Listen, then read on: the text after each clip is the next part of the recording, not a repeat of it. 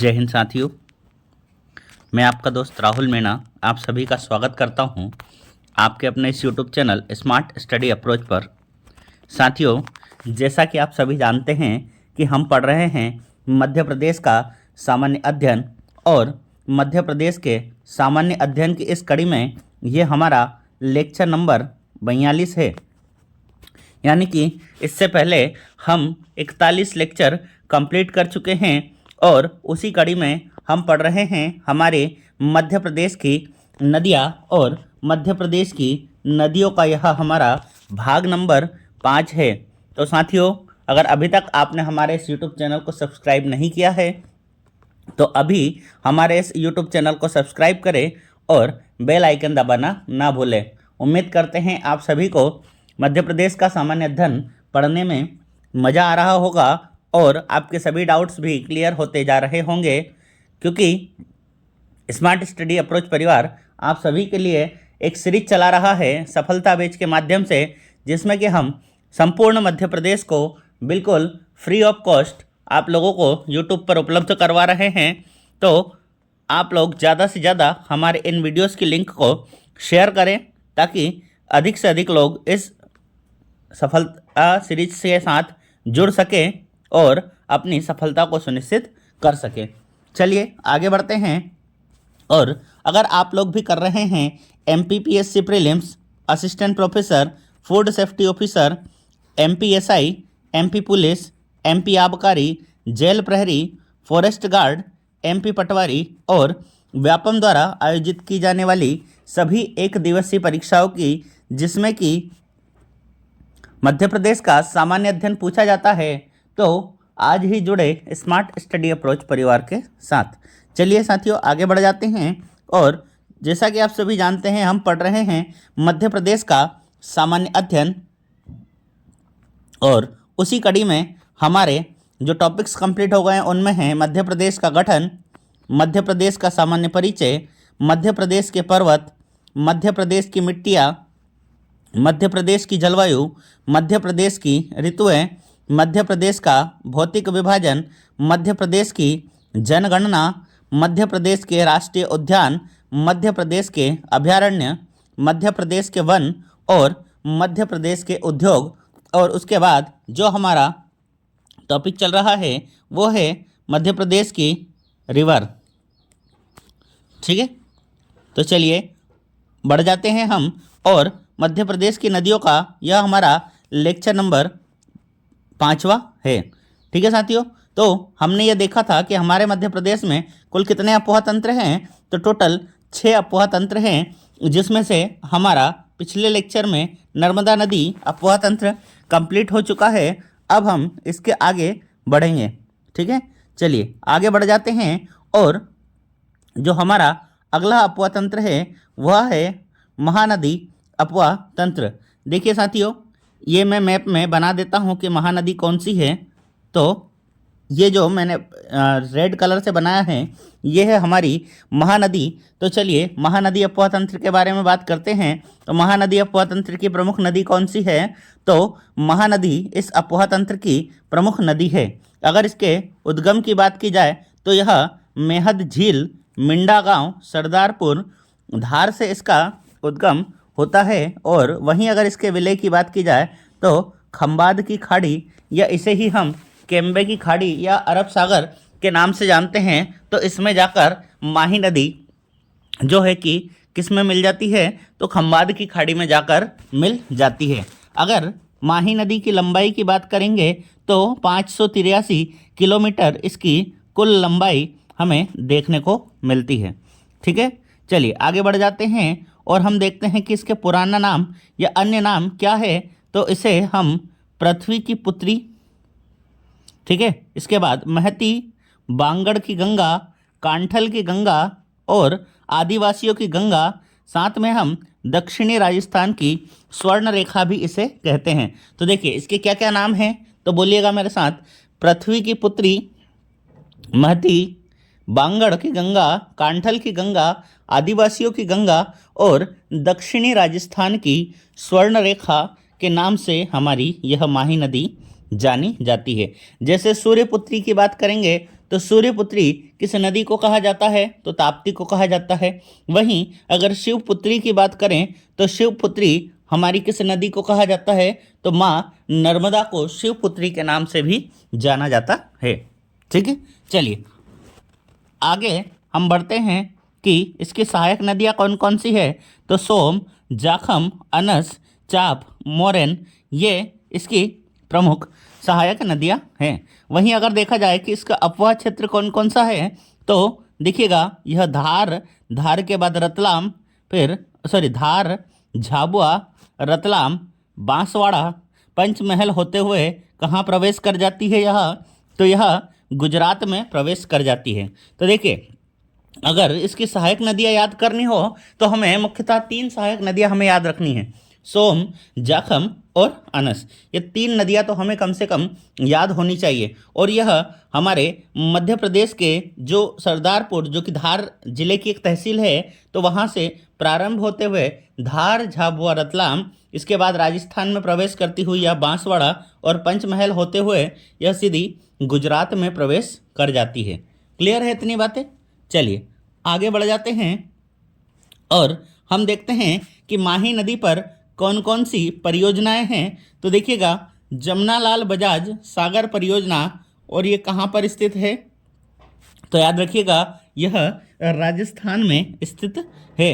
वहीं जाखम बांध की बात करेंगे तो ये जाखम बांध भी राजस्थान में स्थित है और किस नदी पर स्थित है? तो हमारी माही नदी पर स्थित है। और अगला बांध हमें देखने को मिलता है कड़ाना बांध, जो कि कहाँ पर स्थित है? तो याद रखिएगा यह गुजरात में स्थित है। तो माही नदी पर कौन कौन सी परियोजना? जमनालाल बजाज परियोजना, जाखम बांध और कड़ाना बांध, ये तीनों के तीनों हमें कहाँ पर मिलेंगे? तो माही नदी के ऊपर हमें देखने को मिलते हैं। चलिए अब हम इसके कुछ अन्य तथ्यों की बात कर लेते हैं। तो माही नदी का जो अपवाह क्षेत्र है उसे हम किस नाम से जानते हैं? तो याद रखिएगा माही नदी का अपवाह क्षेत्र 56 का मैदान के नाम से जाना जाता है। ठीक है, फिर माही नदी को हम आदिवासियों की गंगा कहते हैं। ठीक, नेक्स्ट है बेणेश्वर त्रिवेणी संगम, जो कि कहाँ पर स्थित है? राजस्थान में स्थित है। और चूंकि त्रिवेणी संगम का मतलब होता है जहाँ पर 3 नदियों का संगम होता हो, तो देखिएगा माही, सोम और जाखम, जहाँ इन 3 नदियों का संगम होता है उसे हम बेणेश्वर त्रिवेणी संगम के नाम से जानते हैं, जो कहाँ पर स्थित है? तो याद रखिएगा यह राजस्थान में स्थित है। क्लियर है? चलिए अगला है जो माही नदी है वह कर्क रेखा को कितनी बार काटती है? तो 2 बार काटती है। यानी कि हम एक तरीके से कह सकते हैं कि जो हमारी माही नदी है वह एक अंतर्राष्ट्रीय स्तर की नदी भी हम इसे कह सकते हैं। ठीक है, तो माही नदी कौन सी रेखा को 2 बार काटती है? कर्क रेखा को 2 बार काटती है। ठीक है, देखिए कैसे काटती है तो मैं आपको मैप के थ्रू समझा देता हूँ कि ये रहा अपना मैप। ठीक है, ये रहा। अब अगर हम देखें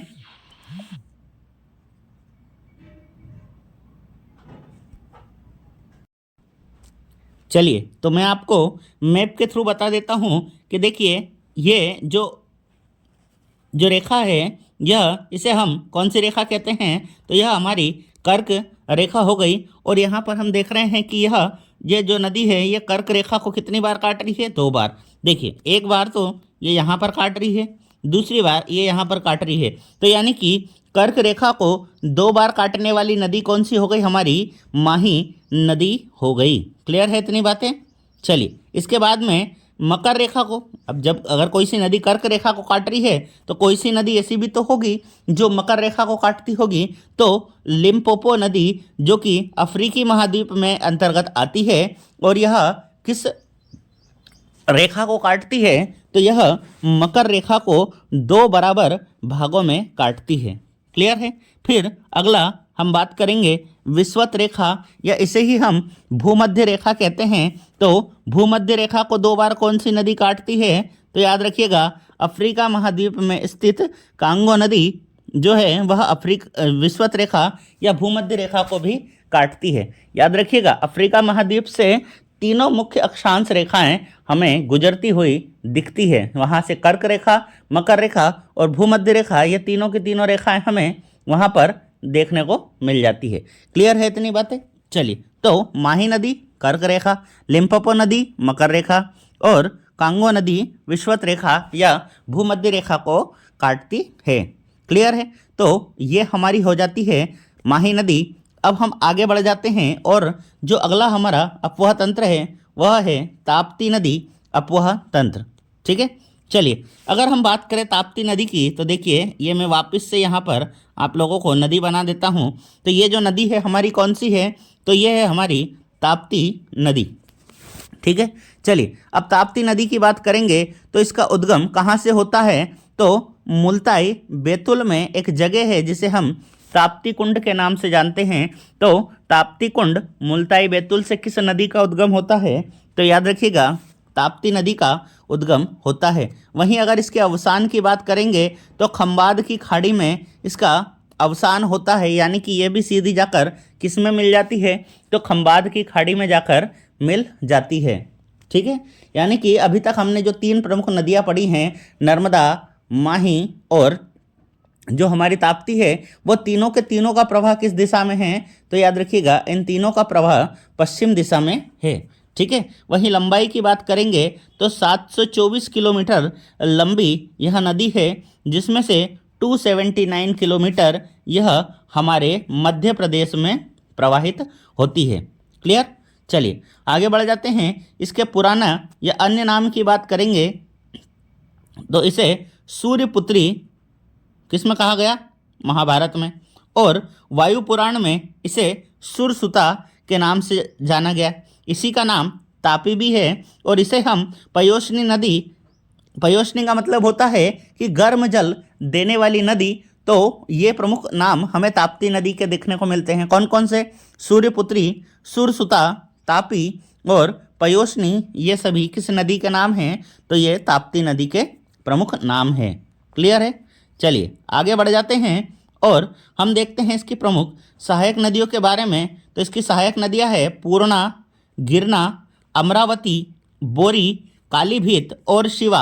ये प्रमुख इसकी सहायक नदी है और मुख्य सहायक नदियों में हम पूर्णा को इसकी शामिल करते हैं। ठीक है, तो सहायक नदियाँ पूर्णा, गिरना, अमरावती, बोरी, कालीभीत और शिवा इसकी प्रमुख नदियां हैं। वहीं अगर अपोहा क्षेत्र की बात करेंगे तो इससे बैतूल, बुरहानपुर, महाराष्ट्र और गुजरात इसके किनारे पर स्थित ये इसका जो अपोहा क्षेत्र है वो इन क्षेत्रों से होकर गुजरती है। तो बैतूल, बुरहानपुर, महाराष्ट्र और गुजरात इन क्षेत्रों से यह नदी होकर गुजरती है। वहीं अगर हम बात करें कि इस ताप्ती नदी पर प्रमुख परियोजना कौन कौन सी है तो देखिएगा पारस डोह बांध जो कि कहाँ स्थित है? हमारे बैतूल में स्थित है। हटनूर बांध ये भी बैतूल में स्थित है और उकाई परियोजना जो कि गुजरात में स्थित है। तो इस उकाई परियोजना का संबंध किस नदी से है? तो याद रखिएगा इसका संबंध हमारी ताप्ती नदी से है। वहीं अगर चंदूरा बांध की बात करें तो यह भी बैतूल में स्थित है और काकरापारा परियोजना ये कहाँ पर स्थित है? तो गुजरात में है। तो देखिए गुजरात में दो हो गई, काकरापारा और एक उकाई परियोजना, ये दो हमें गुजरात में देखने को मिलती है। क्लियर है इतनी बातें? चलिए आगे बढ़ जाते हैं और कुछ अन्य तथ्यों की बात कर लेते हैं कि चंद्रवंशी राजा और ताप्ती का विवाह हुआ था, जिनका एक पुत्र हुआ जिसका नाम इन्होंने क्या रखा? कुरु नाम रखा। और इसी कुरु के नाम पर जो हम पढ़ते हैं कुरुवंश, तो कुरुवंश की स्थापना ताप्ती और चंद्रवंशी राजा की संतान कुरु के नाम पर ही हुआ था।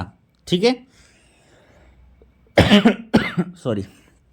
वहीं ताप्ती नदी पर हम देखते हैं कि 7 पौराणिक कुंड है जिनके नाम हैं सूर्य कुंड, ताप्ती कुंड, शनि कुंड, फिर धाम कुंड, नारद कुंड, नाग बाबा कुंड और पाप कुंड। ये प्रमुख 7 कुंड हमें ताप्ती नदी पर देखने को मिलते हैं। ठीक है, फिर इसी नदी पर हमें एक बंदरगाह देखने को मिलता है जिसका नाम है स्वाली बंदरगाह। और देखिए बंदरगाह मध्य प्रदेश में तो होगा नहीं क्योंकि मध्य प्रदेश में कोई समुद्र है नहीं, तो ये जो स्वाली बंदरगाह है वो कहाँ पर स्थित है, तो यह गुजरात में स्थित ताप्ती नदी पर एक बंदरगाह है जो कि ब्रिटिश कालीन बंदरगाह है, यानी कि अंग्रेजों के ज़माने का यह बंदरगाह है। और इस बंदरगाह का नाम क्या है, तो स्वाली बंदरगाह, जो कि गुजरात में स्थित है ताप्ती नदी के किनारे पर। ठीक है, चलिए आगे बढ़ जाते हैं और हम देखते हैं कि इसके तट पर बैतूल, नेपानगर, बुरहानपुर और भुसावल और सूरत शहर इसके तट पर हमें स्थित है। वहीं पर राजघाट की बात करेंगे तो राजघाट जो कि बुरहानपुर में ताप्ती नदी पर स्थित एक घाट है। क्लियर है, चलिए आगे बढ़ जाते हैं और सतपुड़ा और अजंता की श्रेणियों के बीच यह भ्रंश घाटी के रूप में बहती है।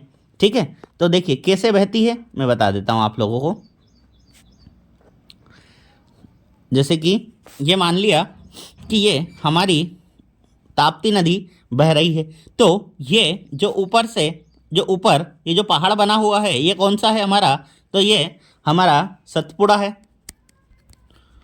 ठीक है, और जो नीचे ये जो पहाड़ बना हुआ है वो हमारा कौन सा पहाड़ हो गया, तो ये अजंता श्रेणी का जो पहाड़ है। तो इन दोनों के बीच ये जो भ्रंश घाटी में प्रवाहित होती है, तो ये हमारी कौन सी नदी हो गई, तो ये हमारी ताप्ती नदी हो गई। ठीक है, और हम देखते हैं कि पूर्व से पश्चिम की ओर प्रवाहित होने वाली मध्य प्रदेश की दूसरी सबसे बड़ी नदी है। देखिए सबसे बड़ी नदी 1312 किलोमीटर नर्मदा नदी, वहीं दूसरी सबसे बड़ी नदी जो है वह है 729 किलोमीटर और वह है कौन सी, हमारी ताप्ती नदी। क्लियर है, चलिए तो ये हमारा ताप्ती नदी अपवा तंत्र और माही नदी अपवा तंत्र समाप्त होता है। ठीक है, चलिए आगे बढ़ जाते हैं और अब हम देखते हैं हमारा जो सबसे बड़ा अपवा तंत्र है जिसे हम गंगा यमुना अपवा तंत्र के नाम से भी जानते हैं। ठीक है, और गंगा यमुना अपवा तंत्र की जो हमारी प्रमुख नदी है वह कौन सी है, तो वह है चंबल नदी। चलिए देखिए मैं आपको मैप में चंबल नदी दिखा देता हूँ कि चंबल नदी कहाँ पर स्थित है। तो ये इंदौर की जाना पाव पहाड़ी से निकलती हुई, ठीक, और इसके बाद में राजस्थान और मध्य प्रदेश की सीमा बनाती हुई कहाँ पर जाकर मिल जाती है, तो उत्तर प्रदेश में यह नदी किस में जाकर मिल जाती है, तो ये हमारी यमुना मैया में जाकर मिल जाती है। और इसके बाद में ये जो यमुना है ये हमारी गंगा में जाकर मिल जाती है। क्लियर है, इतनी बातें समझ में आ गई होगी आप लोगों को। तो ये जो लाल कलर से या रेड कलर वाली जो नदी बनी हुई है हमारी वह कौन सी है, तो याद रखिएगा वह हमारी चंबल नदी है। क्लियर है, चलिए अब हम बात करते हैं कि चंबल नदी का उद्गम कहाँ पर होता है, तो यह जाना पाव पहाड़ी महू जिला इंदौर से इसका उद्गम होता है। याद रखिएगा ये वही जाना पाव की पहाड़ी है जहाँ पर भगवान परशुराम का जन्म स्थल है, यानी कहा जाता है कि भगवान परशुराम का जन्म कहाँ पर हुआ था, तो जाना पाव की पहाड़ी महू इंदौर में इनका जन्म हुआ था। वहीं अगर इसके अवसान की या विलय की बात करें तो यह इटावा उत्तर प्रदेश में किस नदी में जाकर मिल जाती है, तो यमुना नदी में जाकर मिल जाती है। यानी कि ये जो जगह है ये कौन सी जगह है, तो उत्तर प्रदेश के इटावा में किस नदी में जाकर मिल गई है हमारी, तो यमुना नदी में जाकर मिल जाती है। वहीं अगर इसकी लंबाई की बात करेंगे तो 965 किलोमीटर इसकी कुल लंबाई है, जिसमें से 325 किलोमीटर यह हमारे मध्य प्रदेश में प्रवाहित होती है। क्लियर है, अब अगर चंबल के अन्य नामों की बात की जाए तो इसे हम चरमावती, धर्मावती, कामधेनु, राजा रतिदेव की कीर्ति, पूर्णा, इसे महाभारत में पूर्णा कहा गया। ठीक है, पश्चिमी मध्य प्रदेश की जीवन रेखा, मालवा और मध्य भारत की जीवन रेखा के नाम से जाना जाता है। याद रखिएगा इसी नदी को हम एक और नाम से जानते हैं, खून की नदी। खून की नदी, ठीक है, किस नाम से जानते हैं, खून की नदी के नाम से। ठीक है, या हाँ, क्योंकि कहा जाता है कि राजा रति ने अपने जो अतिथि है उनके स्वागत के लिए गाय के द्वारा इनका स्वागत किया गया था। तो जो उनके चमड़े को धोने से जो रक्त निकला था उसी के माध्यम से कौन सी नदी का उद्गम माना जाता है? तो चंबल नदी का उद्गम माना जाता है। इसीलिए इसे खून की नदी के नाम से भी जाना जाता है। देखिए एक नदी हमें और पढ़ने को मिलेगी, हलाली नदी, जिसे हम कत्ल की नदी कहेंगे। और खून की नदी अगर पूछा जाए कि किस नदी को खून की नदी कहा जाता है, तो हमारा सही जवाब क्या हो जाएगा? चंबल नदी हो जाएगा। ठीक है। वहीं अगर इसके अपवाह क्षेत्र की बात करेंगे तो इसका अपवाह क्षेत्र है मध्य प्रदेश, और मध्य प्रदेश में भी इंदौर, धार, रतलाम, एक मिनट, हाँ ठीक है, मंदसौर, शिवपुरी, मुरैना और भिंड, इन क्षेत्रों से ये मध्य प्रदेश में प्रवाहित होती है। इसके बाद यह राजस्थान और उत्तर प्रदेश में जाकर प्रवाहित होती है। ठीक है, इसमें ये धार नहीं आएगा, ठीक, क्योंकि उज्जैन आता है इसमें, ये उज्जैन के नागदा से प्रवाहित होकर निकलती है। ठीक, तो इसका अपवाह क्षेत्र कहाँ पर है?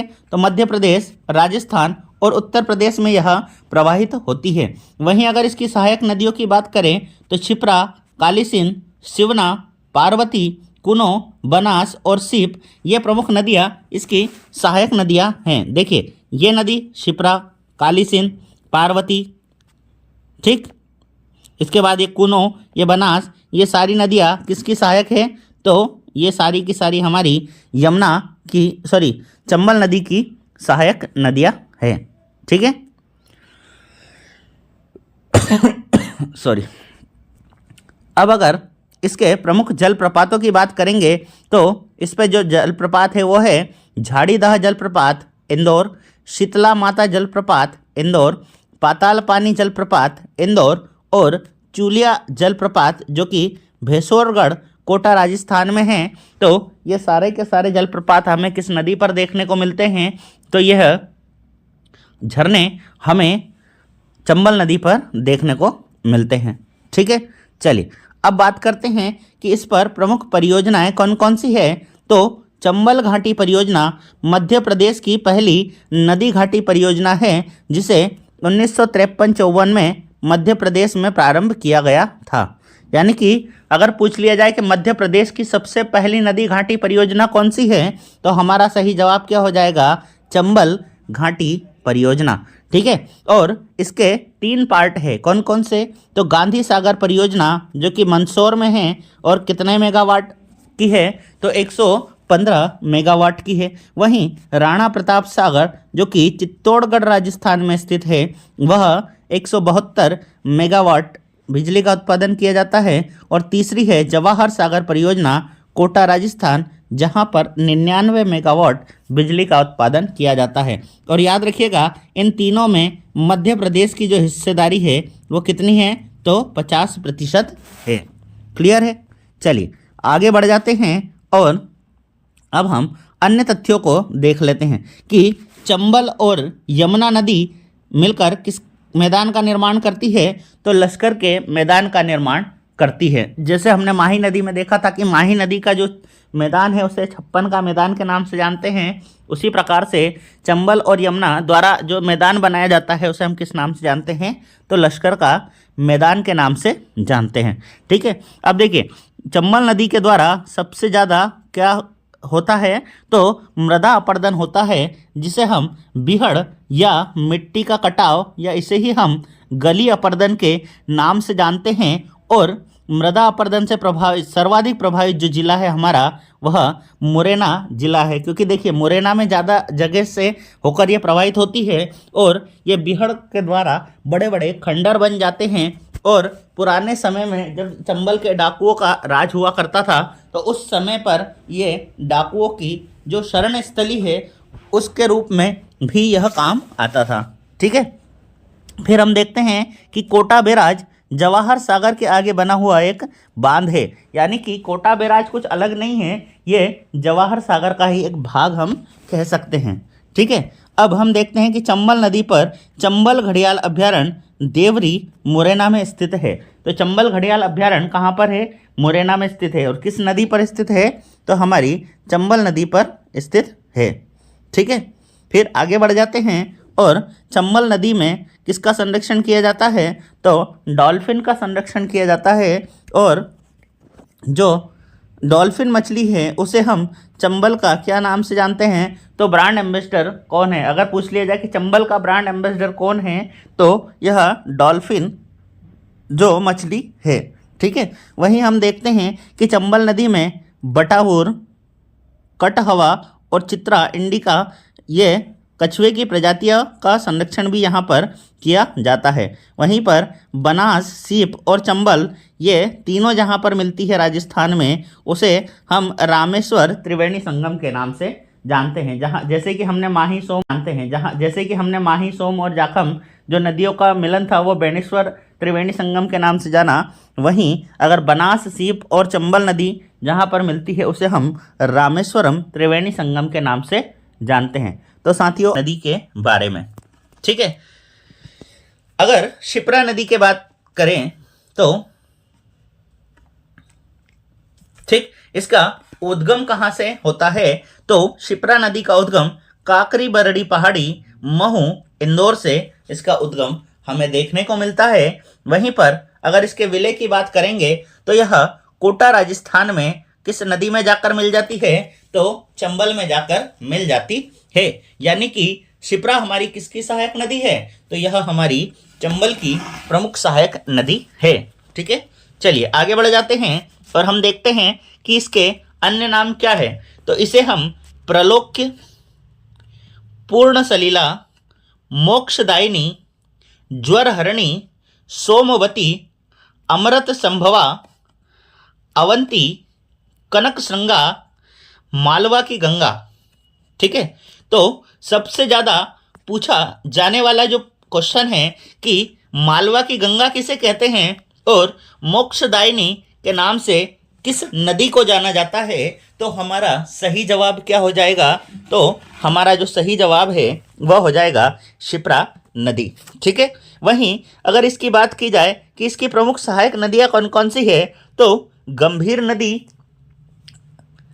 इसके बाद कान्ह या खान नदी। याद रखिएगा, हमारे देश का सबसे स्वच्छ शहर इंदौर किस नदी के किनारे पर स्थित है? तो यह खान नदी के किनारे पर स्थित है। ठीक है, और अगली है सरस्वती नदी। ठीक, तो इसकी प्रमुख सहायक नदियां हो गई खान, गंभीर और सरस्वती। ठीक है, अब अगर इसके अपुआ क्षेत्र की बात करेंगे कि ये कहाँ कहाँ प्रवाहित होती है, तो देखिएगा यह इंदौर, देवास, उज्जैन, रतलाम, मंदसौर और राजस्थान में यह प्रवाहित होती है। ठीक, अगर इसके प्रमुख घाटों की बात करेंगे तो इसका प्रमुख घाट है राम घाट, जहां प्रत्येक 12 वर्षों में लगने वाले कुंभ का मेला का जो मुख्य शाही स्नान होता है वह इसी राम घाट पर होता है। ठीक है, कहा जाता है कि वनवास के समय पर भगवान श्री राम ने यहाँ पर आकर अपने पिता का श्राद्ध किया था, इसीलिए इसे हम राम घाट के नाम से जानते हैं। ठीक है, त्रिवेणी घाट, ये त्रिवेणी घाट की अगर बात की जाए तो इसे हम त्रिवेणी संगम के नाम से भी जानते हैं, क्योंकि यहाँ पर जो खान, सरस्वती और शिप्रा नदी का संगम होता है और इसी संगम पर हमें नवग्रह शनि मंदिर भी देखने को मिलता है। क्लियर है बात? चलिए अब अगर बात की जाए इसकी प्रमुख परियोजना की, तो इसकी प्रमुख परियोजना कौन कौन सी है? तो देखिएगा, नर्मदा शिप्रा लिंक परियोजना, जिसका शिलान्यास वर्ष 2012 में लाल कृष्ण एडवाणी जी द्वारा किया गया था। ठीक है, और इसे प्रारंभ कब कर दिया गया था? तो 2015 में इसे प्रारंभ कर दिया गया था। और किस स्थान पर नर्मदा और शिप्रा का संगम हुआ? तो उज्जैनी ग्राम, जिला इंदौर में इन दोनों नदियों का संगम किया गया था। इसका मिलाने का मुख्य कारण क्या था? तो देखिए, हमारे यहाँ पर जो सिंहस्थ होता है वह नॉर्मली चैत्र और बैसाख के महीने में होता है, और अगर हम देखें चैत्र और बैसाख, तो जो अंग्रेजी कैलेंडर है उसके अनुसार यह अप्रैल और मई का महीना होता है जब हमारे यहाँ पर नदियाँ सूख जाती है। जब हमने नदियाँ पढ़ी थी तो हमने ये देखा था कि हमारे यहाँ पर सदावाहिनी नदियाँ नहीं हैं, 12 महीने तक बहने वाली नदियाँ नहीं हैं। हमारे यहाँ पर जो नदियाँ हैं वो कैसी हैं, तो वह मौसमी नदियाँ हैं। तो उस समय पर पानी के लिए आवश्यकता थी, क्योंकि शाही स्नान वहाँ पर होता है। तो इसी कारण से नर्मदा शिप्रा जो दोनों नदियाँ हैं उनको आपस में जोड़ दिया गया था। ठीक है, अब अन्य तथ्य की बात करेंगे, तो चलिए अन्य तथ्य की बात कर लेते हैं। तो हम देखते हैं कि शिप्रा नदी के तट पर प्रत्येक 12 वर्षों में सिंहस्थ कुंभ का मेला लगता है। ठीक है, देखिए कुंभ हमारे यहाँ पर 4 जगह लगता है। ठीक है, नासिक, हरिद्वार, इलाहाबाद, या जिसको हम प्रयाग कहते हैं, और उज्जैन। लेकिन याद रखिएगा सिंहस्थ केवल उज्जैन के कुंभ को कहते हैं, क्योंकि यह प्रत्येक 12 वर्षों बाद होता है और इसका बहुत महत्व माना जाता है। ठीक है, अब बात की जाए शिप्रा नदी के किनारे पर एकमात्र दक्षिण मुखी महाकालेश्वर ज्योतिर्लिंग स्थित है। ठीक है, तो हमारे देश में टोटल 12 ज्योतिर्लिंग है, जिसमें से एकमात्र दक्षिण मुखी जो दक्षिण की ओर मुख है वह कौन सा है, तो याद रखिएगा एकमात्र दक्षिण मुखी जो ज्योतिर्लिंग है महाकालेश्वर ज्योतिर्लिंग वह उज्जैन में स्थित है, शिप्रा नदी के तट पर स्थित है। याद रखिएगा हमारे मध्य प्रदेश में 2 ज्योतिर्लिंग है, एक है महाकालेश्वर, दूसरा है ओमकारेश्वर। ठीक है, ओमकारेश्वर ज्योतिर्लिंग की विशेषता की बात करें तो यहाँ 2 ज्योतिर्लिंग है, जिसे हम ओमकारेश्वर और ममलेश्वर के नाम से जानते हैं, और यह नर्मदा नदी के किनारे पर बसा हुआ एक ज्योतिर्लिंग है जो ओम आकार की पहाड़ी पर बना हुआ है। और याद रखिएगा यहीं पर हम जो ओमकारेश्वर है, यहीं पर हम नर्मदा को किस नाम से जानते हैं, तो कावेरी के नाम से जानते हैं। कहते हैं कि रोज रात्रि विश्राम के लिए भगवान शिव और माता पार्वती आज भी ओमकारेश्वर आते हैं और वहां पर चौपड़ का खेल खेलते हैं। ठीक है, तो आज भी वहां जो मुख्य पुजारी है उनके द्वारा वहां चौपड़ की व्यवस्था की जाती है, ताकि वो भगवान आकर उस खेल का आनंद ले सकें। ठीक है, चलिए आगे बढ़ जाते हैं। यहाँ पर सांदीपनी आश्रम स्थित है, जो कि एक महाभारत कालीन स्थल है, जहाँ पर हमने देखा कि भगवान कृष्ण, बलराम और सुदामा जी ने यहाँ पर शिक्षा ग्रहण की थी। ठीक है, और चूंकि यहाँ पर भगवान ने ज्ञान प्राप्त किया था, और इसी कारण से इसे हम अंकपात आश्रम के नाम से भी जानते हैं। तो अगर पूछ लिया जाए अंकपात आश्रम कहाँ पर है, क्योंकि देखो सांदीपनी आश्रम तो नॉर्मल शब्द है जो हम सभी ने सुना है, लेकिन अगर पूछ लिया जाए कि अंकपात आश्रम कहाँ पर स्थित है, तो उज्जैन में स्थित है। ठीक है, यहीं पर हमें कुंड देखने को मिलेगा जिसे हम गोमती कुंड के नाम से जानते हैं। क्या नाम है इसका? गोमती कुंड। गोमती कुंड। ठीक है, तो ये भी नाम आप ध्यान रखिएगा। ठीक, चलिए तो ये हो गई हमारी शिप्रा की बात। अब हम चलते हैं हमारी अगली नदी काली सिंध नदी की तरफ, और काली सिंध नदी का उद्गम की बात करेंगे तो इसका उद्गम बागली गांव देवास से होता है। देखिए मैं आपको काली सिंध नदी शो कर देता हूं इस मैप में। ठीक है, अगर इसके अवसान की बात की जाए तो इसका जो अवसान है वो कोटा राजस्थान में किस नदी पर होता है, तो चंबल नदी में कोटा राजस्थान में काली सिंध नदी का विलय हो जाता है। वहीं अगर इसकी लंबाई की बात करेंगे तो 150 किलोमीटर लंबाई इसकी है। वहीं अगर इसकी सहायक नदियों की बात करें तो लखुंदर नदी, नेवज नदी, परवान, अजनार, घोड़ा पछाड़, उजाड़, ये सभी नदियां किसकी सहायक है, तो काली सिंध की। कौन कौन सी? लखुंदर, नेवज, परवान, अजनार, घोड़ा पछाड़ और उजाड़। ठीक है, वहीं अगर इसके अपवाह क्षेत्र की बात करेंगे तो देवास, शाजापुर, राजगढ़, और देखिए ये राजगढ़ और आगरमालवा की सीमा बनाते हुए कहाँ प्रवेश करती है, तो याद रखिएगा यह राजस्थान में प्रवेश करती है। क्लियर है? चलिए अगर हम काली सिंध नदी पर परियोजनाओं की बात करेंगे तो यहाँ पर 2 प्रमुख सिंचाई परियोजना हमें देखने को मिलती है, जिसमें से एक है कुंडलिया सिंचाई परियोजना, जो कि राजगढ़ और आगरमालवा जिले की सीमा पर स्थित है, और यह इसका जो मुख्यतः यह राजगढ़ जिले में स्थित है। जीरापुर इसकी तहसील है। तो जीरापुर में यह कुंडलिया सिंचाई परियोजना यहाँ पर स्थित है। इसके अलावा हमें देखने को मिलता है मोहनपुरा डैम, जो कि किस नदी पर बना हुआ है, तो इसी काली सिंध की सहायक नेवज नदी पर राजगढ़ में बना हुआ है। और जून 2018 में, यानी कि शायद तारीख थी 23 जून 2018 को हमारे देश के प्रधानमंत्री श्री नरेंद्र मोदी जी ने इस डैम का उद्घाटन यहाँ पर किया था। ठीक है, तो ये सभी फैक्ट हमें किस नदी से संबंधित है हमारी, तो ये है हमारी काली सिंध नदी से संबंधित फैक्ट। तो आशा करता हूँ आप सभी लोगों को समझ में आ रहा होगा। ठीक है, चलिए आगे बढ़ जाते हैं। और अगली नदी है हमारी पार्वती नदी। और अगर पार्वती नदी की बात करेंगे तो उसका उद्गम कहाँ से देखने को मिलता है, तो पार्वती नदी का उद्गम हमें आष्टा जिला सीहोर से देखने को मिलता है। वहीं अगर इसके विलय की बात करेंगे तो इसका जो विलय है वो चंबल नदी में, राजस्थान में चंबल नदी में इसका विलय हो जाता है। इसकी कुल लंबाई की बात करेंगे तो 471 किलोमीटर इस पार्वती नदी की लंबाई है। वहीं अगर इसके अपवाह क्षेत्र को हम देखें तो यह आष्टा, याद रखिएगा आष्टा शहर इसी नदी के किनारे पर स्थित है। ठीक है, इसके बाद शाजापुर, राजगढ़ और गुना जिलों से होकर यह नदी प्रवाहित होती है। ठीक है, प्रमुख परियोजनाओं की बात करेंगे तो इस पर एक परियोजना चल रही है नर्मदा पार्वती लिंक परियोजना 2018। ठीक है, वहीं पर पार्वती काली सिंध चंबल लिंक परियोजना जो कि सिंचाई के लिए बनाई जा रही है। तो दो प्रमुख परियोजना किस नदी पर चल रही है, हमारी पार्वती नदी पर चल रही है। ठीक है, चलिए नेक्स्ट बढ़ जाते हैं। और अगली है हमारी शिवना नदी।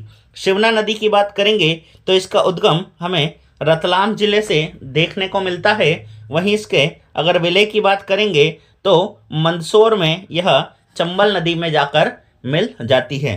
ठीक है, अब अगर देखें तो हम देखते हैं यहाँ पर अष्टमुखी पशुपतिनाथ मंदिर जो कि मंदसौर में स्थित है। वो किस नदी के किनारे पर स्थित है, तो शिवना नदी के किनारे पर स्थित है। याद रखिएगा इस पशुपतिनाथ मंदिर की जो तुलना है वह नेपाल के पशुपतिनाथ से की जाती है। ठीक है, और यह संभवतः संसार का एकमात्र ऐसा मंदिर है जो अष्टमुखी है। ठीक, चलिए आगे बढ़ जाते हैं। तो हमें शिवना नदी से केवल इतनी बात याद रखनी है कि पशुपतिनाथ मंदिर किस नदी के किनारे पर स्थित है, तो शिवना नदी के किनारे पर स्थित है। सॉरी,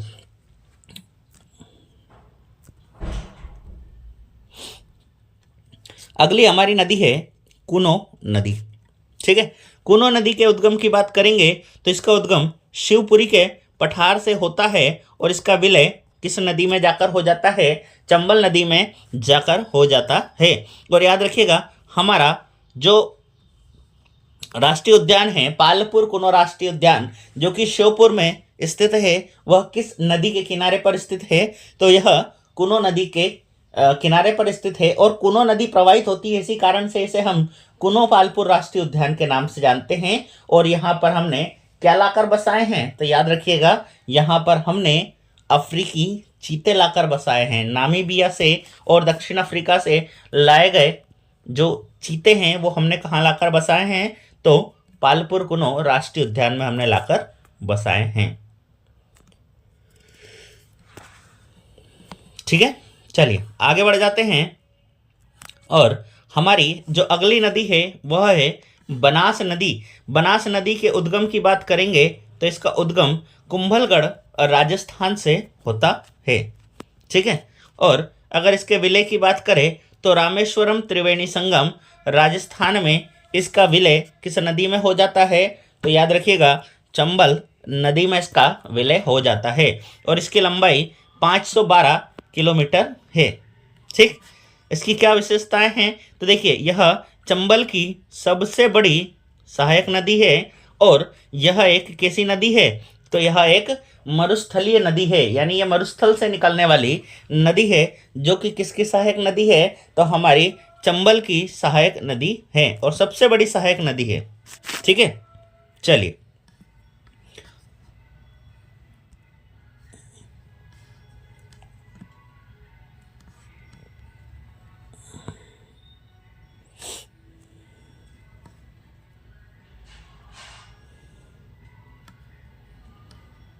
चलिए अगली नदी है हमारी सीप नदी। ठीक, सीप नदी की बात करेंगे तो इसका उद्गम कहाँ से होता है, तो सीप नदी का जो उद्गम है वह श्योपुर से होता है और इसका जो विलय है ये कहाँ हो जाता है, तो रामेश्वरम त्रिवेणी संगम और राजस्थान में यह मिल जाती है। और किस में मिल जाती है, तो यह हमारी चंबल नदी में जाकर मिल जाती है। और सीप नदी पर हमें एक बांध देखने को मिलता है जिसे हम बंजारा बांध के नाम से जानते हैं।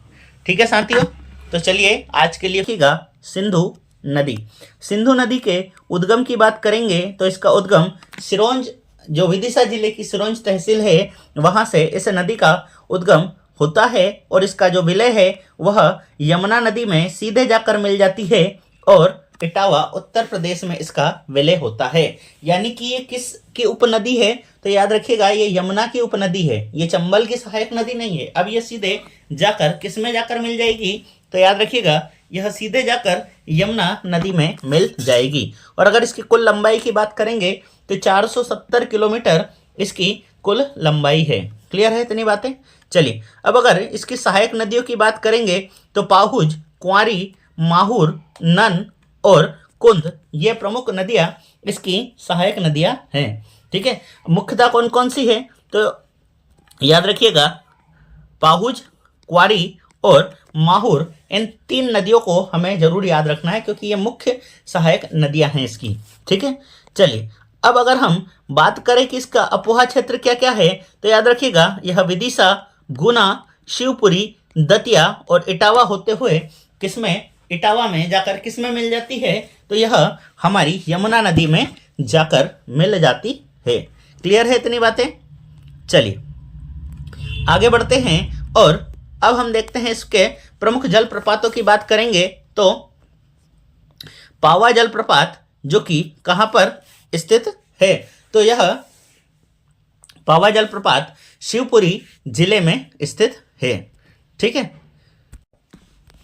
ठीक है साथियों, पहला क्या हो गया हमारा पावा जलप्रपात और दूसरा हो गया हमारा सुल्तानगढ़ जलप्रपात। ठीक है, ये टाइपिंग मिस्टेक हो गया यहाँ पे, इसको इग्नोर कीजिएगा।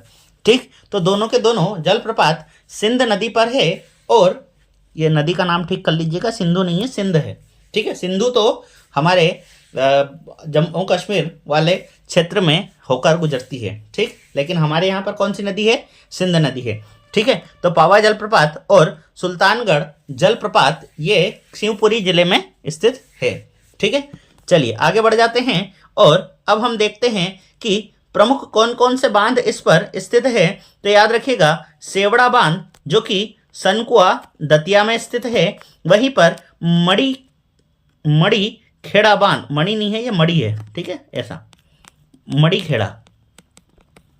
ठीक है, मड़ी खेड़ा या इसे ही अटल सागर बांध के नाम से जानते हैं और यह कहां पर स्थित है, तो याद रखिएगा यह शिवपुरी में स्थित है। नेक्स्ट है हमारा मोहिनी सागर बांध, ये भी कहाँ स्थित है, तो शिवपुरी में है। और गोपी कृष्ण बांध जो कि चोपन नदी इसकी प्रमुख सहायक नदियों में गिनी जाती है, चोपन नदी ये इस पर भी गोपी कृष्ण बांध बना हुआ है गुना में। क्लियर है, चलिए आगे बढ़ जाते हैं और अब हम देखते हैं कि इस गुना जिले सिंध नदी की विशेषता क्या है। तो सिंध की विशेषता है कि यह गुना जिले को कितने भागों में बांटती है, तो 2 भागों में बांटती है। ठीक है, और ये फैक्ट आईएमपी है क्योंकि 2017 की एमपी पुलिस का प्रश्न है कि कौन सी नदी गुना जिले को 2 भागों में बांटती है, तो हमारा सही जवाब क्या हो जाएगा, सिंध नदी गुना जिले को 2 भागों में बांटती है। ठीक है, चलिए सिंध नदी की बात करेंगे तो सिंध नदी में एक मछली पाई जाती है जिसका नाम क्या है, तो शकर प्रजाति की मछलियां किस नदी में पाई जाती है? तो याद रखिएगा यह सिंध नदी में पाई जाती है। ठीक है, तो ये आगे बढ़ जाते हैं और सिंध नदी में अगर हम बात करें तो सिंध नदी में शिवपुरी जिले में नेशनल हाईवे नंबर 27 पर 2.5 किलोमीटर लंबा मध्य प्रदेश का सबसे लंबा नदी पुल है। देखिए पुराने आंकड़ों में जो था वो तवा नदी के ऊपर सबसे लंबा नदी पुल था, लेकिन अभी वर्तमान में सिंध नदी पर है। ठीक है, कितना है? तो लगभग 2.5 किलोमीटर लंबा है। ठीक है, ये देखिए पूर्व में लगभग 1.7 किलोमीटर लंबा तवा नदी पर था, जबकि अभी प्रस्तावित है कहाँ पर? चंबल नदी पर मंदसौर जिले की मल्हारगढ़ तहसील में 4,310 मीटर या हम कह सकते हैं इसे 4.3 किलोमीटर लंबा जो नदी पुल है वह कहाँ पर प्रस्तावित है? तो याद रखिएगा यह चंबल नदी पर मल्हारगढ़ मंदसौर में प्रस्तावित है। ठीक है, चलिए आगे बढ़ जाते हैं और सिंध की सहायक कुंवारी नदी का उद्गम कहाँ? शिवपुरी के पठार से, शिवपुरी के पठार से होता है। ठीक है, जो इटावा के पास में किस नदी में जाकर मिल जाती है? सिंध नदी में जाकर मिल जाती है। और इसे किस नाम से जाना जाता है? तो याद रखिएगा इसे सिंध की बेटी कहा जाता है। तो अगर कल को प्रश्न आए कि किस नदी को सिंध की बेटी या सिंध की पुत्री के नाम से जाना जाता है, तो वह कौन सी नदी हो जाएगी? कुंवारी नदी हो जाएगी। ठीक है, चलिए आगे बढ़ जाते हैं और आगे हम देखते हैं कि सिंध की एक और सहायक नदी जिसका नाम है पाहुज नदी, उसका उद्गम कहाँ से होता है? तो याद रखिएगा पाहुज नदी का उद्गम टीकमगढ़ जिले से होता है। और यह प्रश्न भी 2017 के एमपी पुलिस कांस्टेबल में पूछा गया प्रश्न है कि पाहुज नदी का उद्गम कहाँ से होता है? तो इसका सही जवाब क्या था? टीकमगढ़ जिले से होता है। ठीक है, वहीं अगर बात की जाए कि पाहुज नदी का प्रवाह क्षेत्र कौन कौन सा है, तो यह टीकमगढ़, निवाड़ी, दतिया, झांसी होते हुए किस में जाकर मिल जाती है? तो यह इटावा के समीप सिंध नदी में जाकर मिल जाती है। और इसी नदी के किनारे पर दतिया जिले में प्रसिद्ध बालाजी सूर्य मंदिर स्थित है। तो अगर कल को प्रश्न आता है कि बालाजी सूर्य मंदिर कहाँ स्थित है, तो हमारा सही जवाब क्या हो जाएगा? दतिया हो जाएगा। क्लियर है? फिर अगला पॉइंट है कि पाहुज नदी को हम पुष्पावती के नाम से भी जानते हैं। तो अगर पाहुज ऑप्शन में ना आता है और अगर पूछ लिया जाए कि पुष्पावती नदी का उद्गम कहाँ से होता है, तो हमारा सही जवाब क्या हो जाएगा? टीकमगढ़ हो जाएगा। क्लियर है इतनी बात? चलिए अब बात करते हैं पाहुज बांध की। तो पाहुज बांध इसी नदी पर स्थित है और कहाँ पर स्थित है? तो याद रखिएगा यह झांसी में स्थित है। क्लियर है? चलिए अगली नदी की ओर बढ़ते हैं और हमारी जो अगली नदी है वह कौन सी है? तो याद रखिएगा हमारी जो अगली नदी है उस नदी का है बेतवा नदी। अगर बेतवा नदी की बात करें तो बेतवा नदी का उद्गम कुमरा गांव रायसेन से होता है। ठीक है, चलिए देखिए मैं आपको मैप में दिखा देता हूं इस नदी को। क्लियर है? चलिए तो देखिएगा ये हमारी बेतवा नदी ये प्रवाहित होते हुए किस में जाकर मिल गई? यमुना में जाकर मिल गई। और ये इसकी बेतवा की जो सहायक नदी है धसान नदी है। क्लियर है? समझ में आया? या रेड कलर से बना? चलो रेड कलर से बना देता हूँ मैं। तो ये जो रेड कलर से जो नदी दिख रही है ये कौन सी है हमारी? तो यह बेतवा नदी है। क्लियर है? चलिए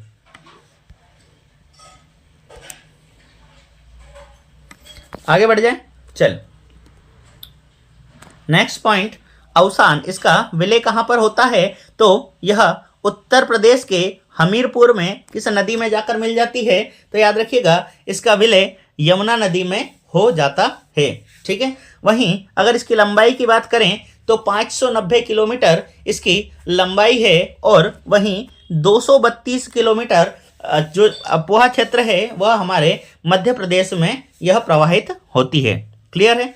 चलिए आगे बढ़ जाते हैं और इसके पुराने या अन्य नामों की बात करें तो इसका पुराना नाम है वैत्रवती, जो इसे वराह पुराण में, वहीं शिव की पुत्री विंध्यवासिनी, बुंदेलखंड की जीवन रेखा और मध्य प्रदेश की गंगा कहा जाता है। ठीक। सॉरी।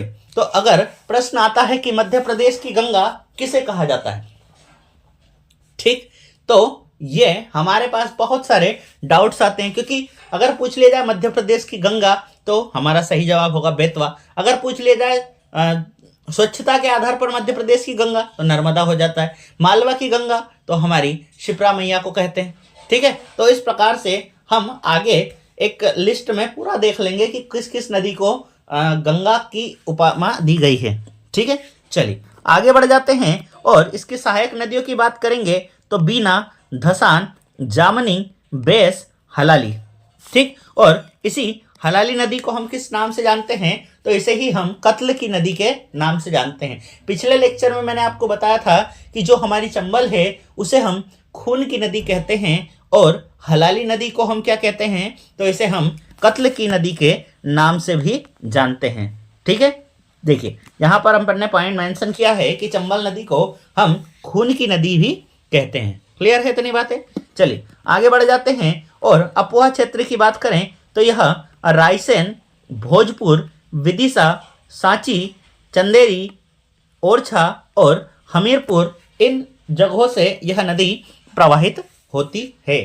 चलिए आगे बढ़ते हैं और अब बात करें कि यह कौन कौन से जलप्रपात है इस पर, तो भालकुंड जलप्रपात या भालकुंड जलप्रपात को ही हम किस नाम से जानते हैं, तो राहतगढ़ जलप्रपात के नाम से जानते हैं। याद रखिएगा ये दोनों एक ही झरने या जलप्रपात के नाम हैं, ये दोनों अलग नहीं हैं। और यह किस नदी पर स्थित है, तो हमारी बेतवा की प्रमुख सहायक बीना नदी पर स्थित है। और कहाँ पर स्थित है, तो सागर में स्थित है। क्लियर है इतनी बात। चलिए आगे बढ़ते हैं और अगर प्रमुख घाटों की बात करें तो इसके जो प्रमुख घाट है वह है कंचन घाट। और याद रखिएगा यह कंचन घाट क्यों फेमस है, क्योंकि इसी घाट पर हमारे राष्ट्रपिता महात्मा गांधी की अस्थियों का विसर्जन किया गया था। तो याद रखिएगा एक जबलपुर में किया गया था और दूसरा जबलपुर में नर्मदा में किया था, और यहाँ कंचन घाट में हमने बेतवा नदी में महात्मा गांधी की अस्थियों को विसर्जित किया था, ठीक है। चलिए अब हम देख लेते हैं इस पर जो बनी हुई प्रमुख परियोजनाएं हैं वह कौन कौन सी है।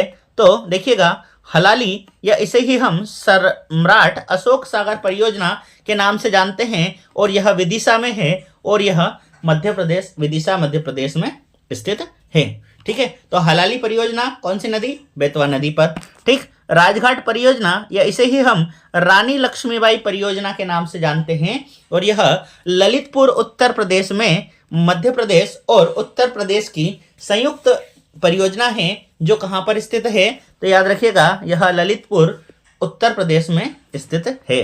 नेक्स्ट है हमारी माता टीला परियोजना और यह भी कहां पर स्थित है, तो यह ललितपुर उत्तर प्रदेश में स्थित है और यह भी मध्य प्रदेश और उत्तर प्रदेश की एक संयुक्त परियोजना है। क्लियर है। चलिए आगे बढ़ जाते हैं। अगला है परीक्षा बांध परियोजना और यह झांसी उत्तर प्रदेश में है, हमारी बेतवा नदी के ऊपर। क्लियर है। चलिए आगे बढ़ जाते हैं। केन बेतवा लिंक परियोजना भी किससे संबंधित है, तो हमारी बेतवा नदी से संबंधित है। क्लियर है। चलिए आगे बढ़ जाते हैं और इसके कुछ अन्य फैक्ट की बात करें तो बुंदेलखंड क्षेत्र के अंतर्गत चेदी महाजनपद बेतवा नदी के किनारे पर बसा हुआ था।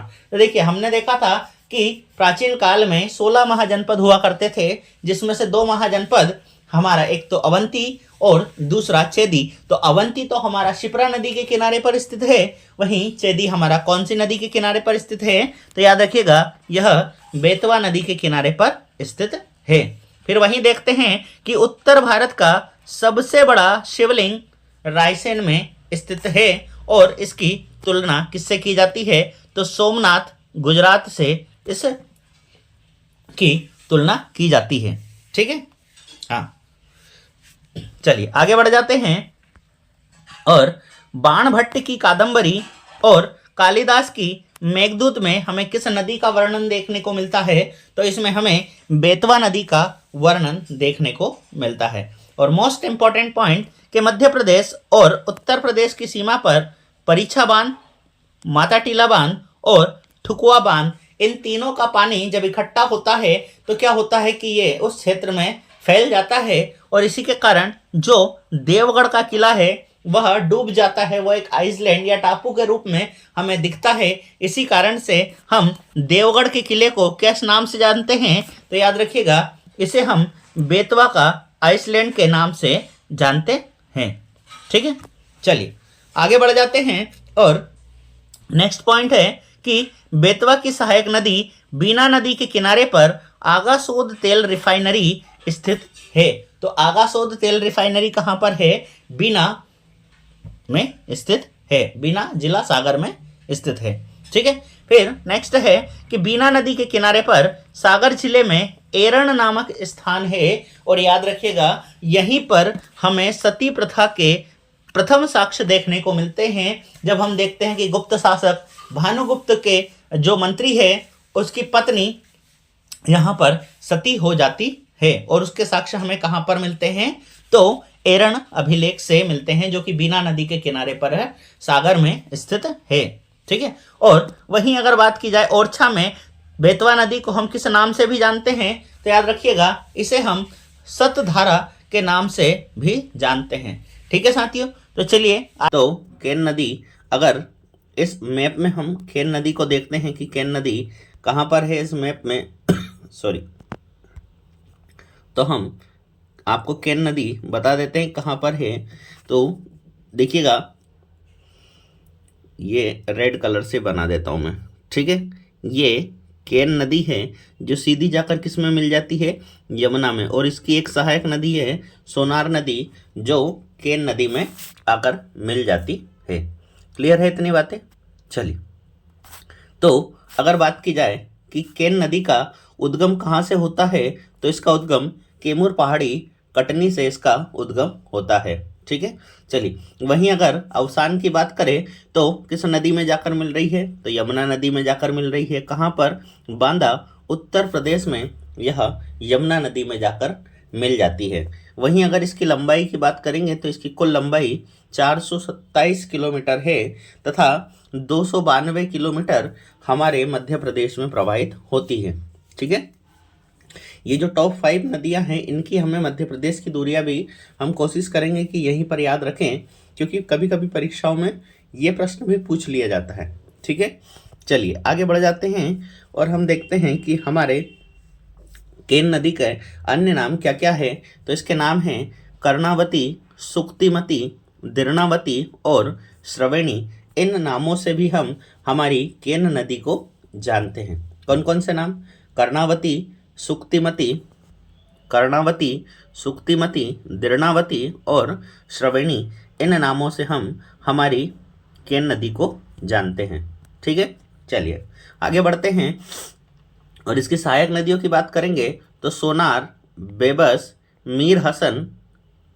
ठीक है, इसी को मीठासन नदी भी कहते हैं। कटनी, शामरी, उर्मिल, किलकिला, चंद्रावल, रनगवा और गुदेन, ये इसकी प्रमुख सहायक नदियां हैं। देखिए इसमें से हमें कौन कौन सी याद रखनी है, तो इसमें से हमें ऑलमोस्ट सभी नदियां याद रखनी है क्योंकि ये सभी पूछी जाती नदियां हैं। ठीक है, आप ये वाला छोड़ भी देंगे तो कोई दिक्कत नहीं, बाकी ऑलमोस्ट कहीं ना कहीं एक दूसरे से पूछी जाती है। इसके बाद आप चंद्रावल को याद रखना है, किलकिला याद रखना है, उर्मिल याद रखना है, शामरी याद रखना है, मीर हसन याद रखना है, सोनार याद रखना है। ठीक, अफवाह क्षेत्र की बात करेंगे तो यह कटनी, छतरपुर, पन्ना होते हुए बांदा उत्तर प्रदेश में जाकर किस में मिल जाती है? तो हमारी यमुना नदी में जाकर यह मिल जाती है। ठीक है साथियों, चलिए आगे बढ़ जाते हैं और हम देखते हैं कि इसके प्रमुख जलप्रपात कौन कौन से हैं। तो केन नदी पर 2 प्रमुख जलप्रपात है, एक तो है गाथा जलप्रपात और दूसरा है पांडव जलप्रपात। ये दोनों कहाँ पर है? तो ये पन्ना जिले में हैं, या हम कह सकते हैं कि ये पन्ना राष्ट्रीय उद्यान के अंतर्गत आते हैं। ठीक है, फिर अगला जलप्रपात है रनेह जलप्रपात जो कि छतरपुर में है और यह केन और खद्दर नदी पर स्थित है, यानी कि हम कह सकते हैं कि इनके संगम पर स्थित है रनेह जलप्रपात। और इस जलप्रपात को किस नाम से जानते हैं? तो भारत का ग्रेट कैनियन जलप्रपात के नाम से हम किसे जानते हैं? तो रन्नेह जलप्रपात को हम भारत का ग्रेट कैनियन जलप्रपात भी कहते हैं। क्लियर है इतना? आगे बढ़ जाए, चलिए आगे बढ़ते हैं और अब हम देखते हैं केन नदी पर प्रमुख परियोजनाएं कौन कौन सी है। तो देखिएगा, हमारी पहली परियोजना है गंगऊ परियोजना, ठीक है, गंगऊ परियोजना, और ये छतरपुर पन्ना जिले के अंतर्गत आती है, ठीक है। फिर अगला है रनगवा, ये रनगवा है ना, ठीक, रनगवा परियोजना ये छतरपुर जिले में स्थित है, ठीक। वहीं अगली परियोजना है हमारी उर्मिल परियोजना, जो कि छतरपुर जिले के अंतर्गत आती है और बरियार बांध छतरपुर जिले में है, जिसका निर्माण कब किया गया था? तो 1906 में किया गया था।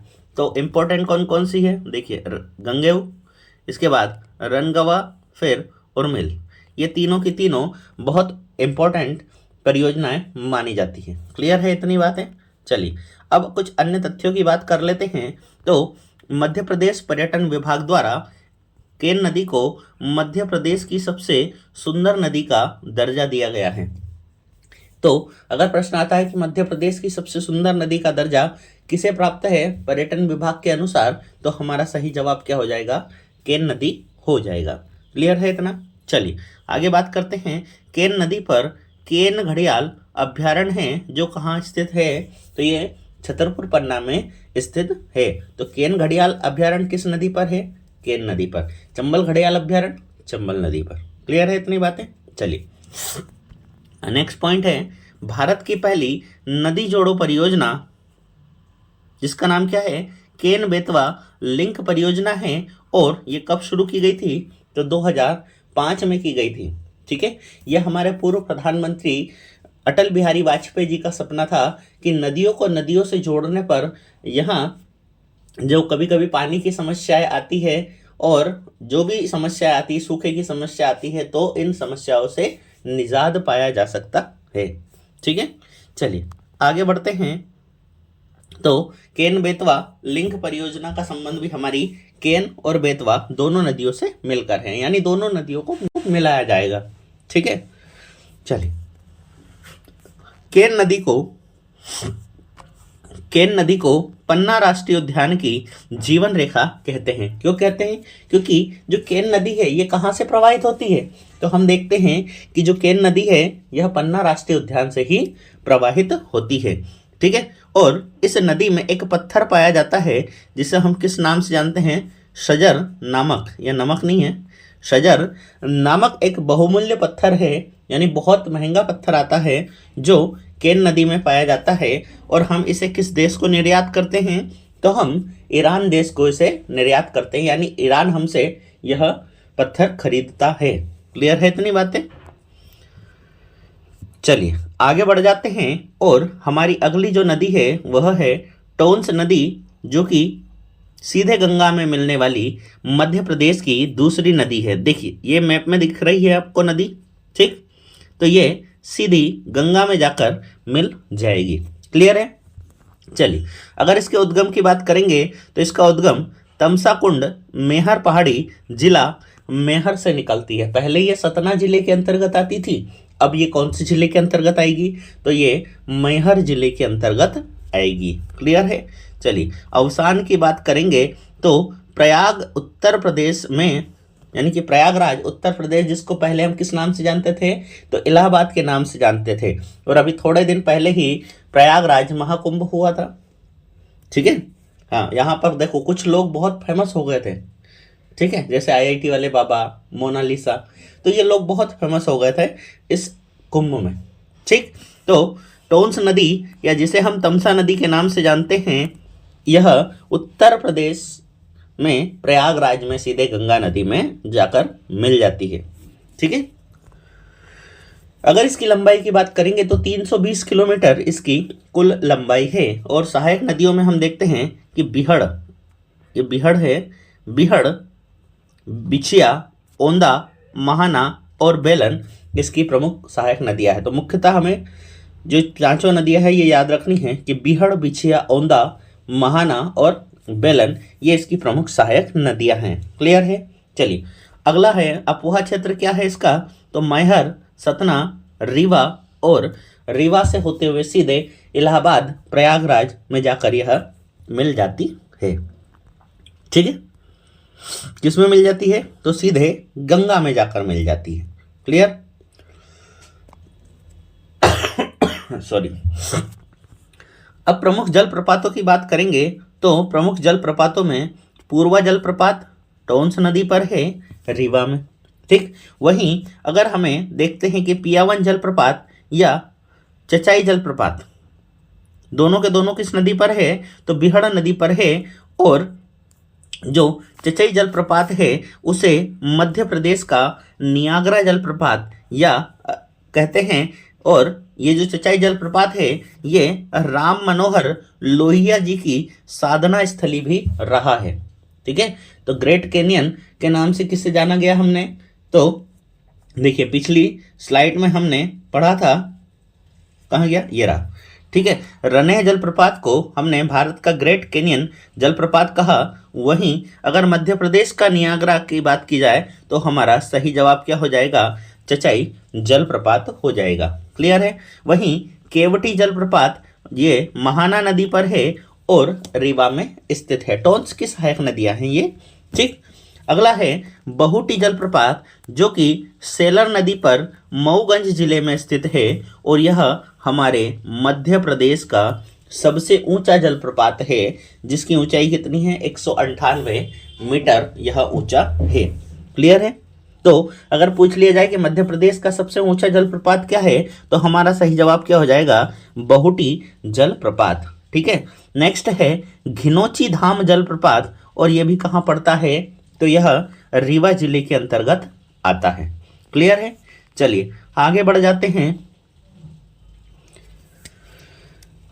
जाते हैं और हम हमारी अगली नदी की ओर बढ़ जाते हैं। ठीक है, तो देखिए इसको अपन थोड़ा बड़ा कर लेते हैं, ठीक, मैप को, ताकि हम लोगों को अच्छे से समझ में आ जाए।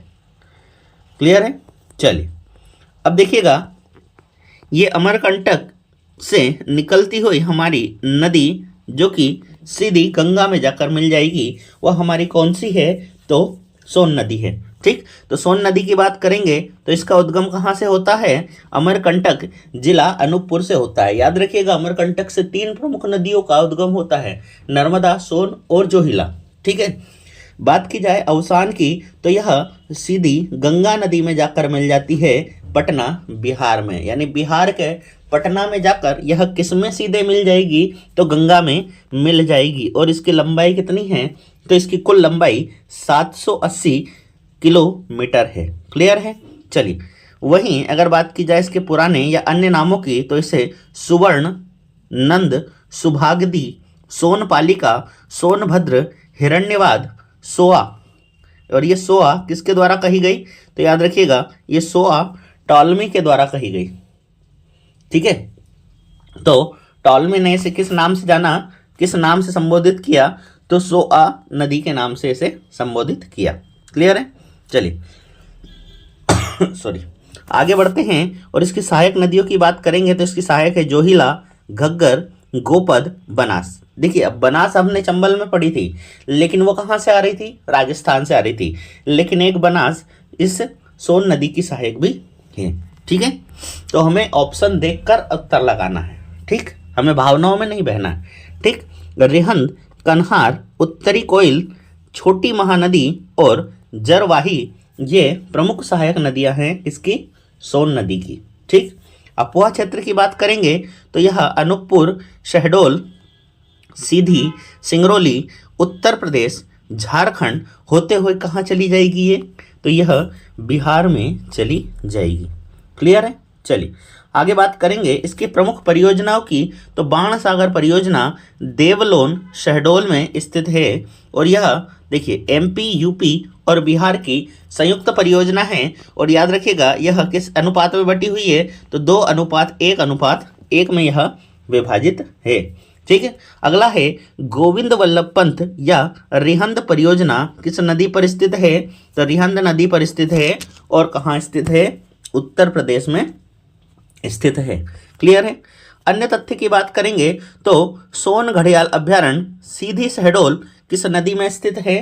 तो हमारी सोन नदी में स्थित है। देखिए, चंबल घड़ियाल अभ्यारण्य चंबल नदी,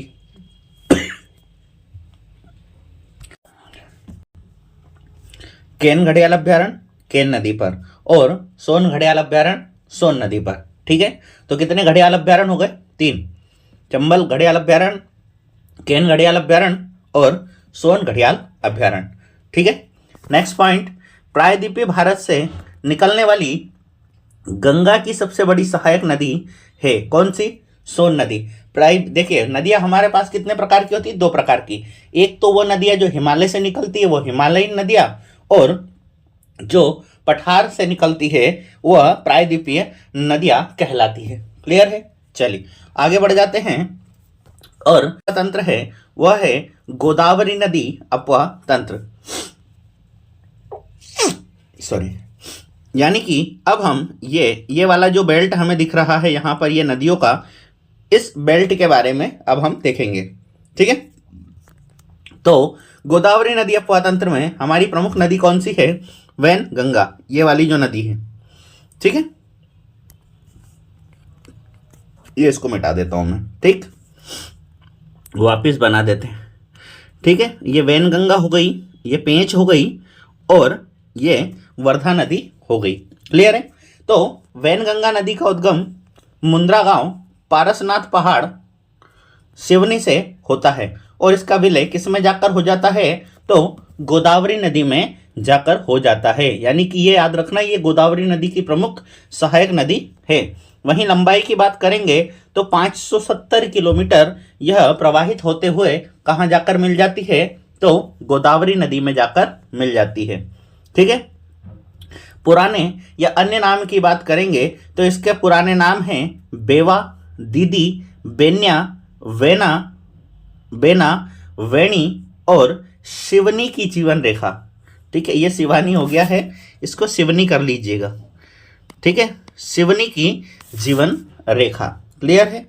हाँ, तो ये जो दीदी है ना, ये दीदी वाला नाम, ये परीक्षा में पूछा गया है कि किस नदी को दीदी कहा जाता है। ठीक, तो वैन गंगा नदी को कहा जाता है। क्लियर है इतनी बातें। चलिए आगे बढ़ जाते हैं और हम देखते हैं हमारी वैन गंगा की प्रमुख सहायक नदियां कौन कौन सी है। तो कान्हन, पेंच, वर्धा, बावनथड़ी, देव और चंदन, ये प्रमुख नदियां हैं। किसकी सहायक है?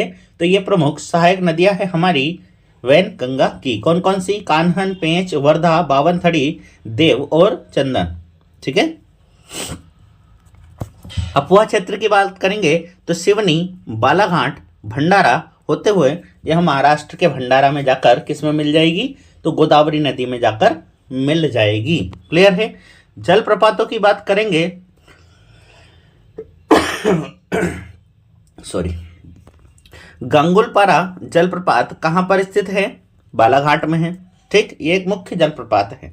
ठीक, चलिए आगे बात की जाए प्रमुख परियोजनाओं की तो धूती बांध कहाँ स्थित है? बालाघाट में। वहीं भीमगढ़ बांध सिवनी में स्थित है, जो कब बना था? 1972 में बना था, और कहा जाता है कि यह एशिया का सबसे बड़ा मिट्टी का बांध है। कैसा बांध है? मिट्टी का बांध है। तो एशिया का सबसे बड़ा मिट्टी का बांध कौन सा है? भीमगढ़ बांध, और इसे हम संजय सरोवर बांध के नाम से भी जानते हैं। और कहाँ स्थित है? तो यह सिवनी जिले में स्थित है। क्लियर है। चलिए आगे बढ़ते हैं और हमारी जो अगली नदी है वह है वर्धा नदी, और इसका उद्गम कहाँ से माना जाता है? तो वर्धन शिखर से इसका उद्गम माना जाता है। ठीक है, याद रखिएगा, जहां पर वैन गंगा और वर्धा नदी जाकर मिलती है उसे हम किस नाम से जानते हैं, ये आप कमेंट करके बताएंगे। ठीक है।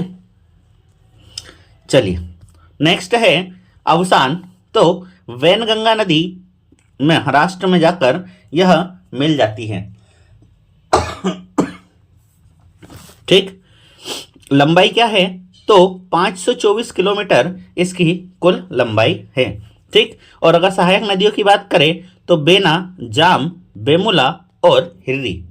ठीक, हमारे लिए काम की क्या बात है इसमें, तो इस वर्धा नदी में हमारे लिए काम का एक ही प्रश्न है कि महाराष्ट्र में इसी नदी के तट पर पावनार आश्रम और सेवाग्राम आश्रम स्थित है।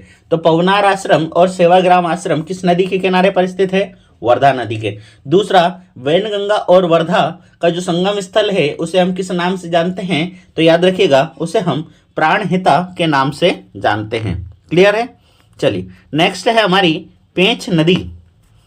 ठीक है, और इसका उद्गम कहाँ से होता है, तो छिंदवाड़ा जिले से होता है और यह महाराष्ट्र में कान्हन नदी में जाकर मिल जाती है। वहीं लंबाई की बात करेंगे तो 274 किलोमीटर इसकी कुल लंबाई है।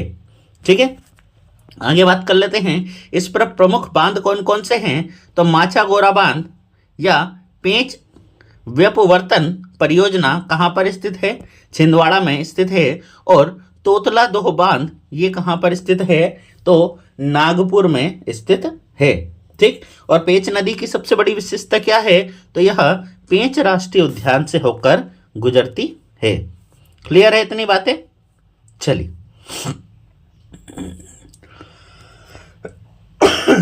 हमारा अंतिम जो अपुआ तंत्र है वह कौन सा है, तो महानदी अपुआ तंत्र है।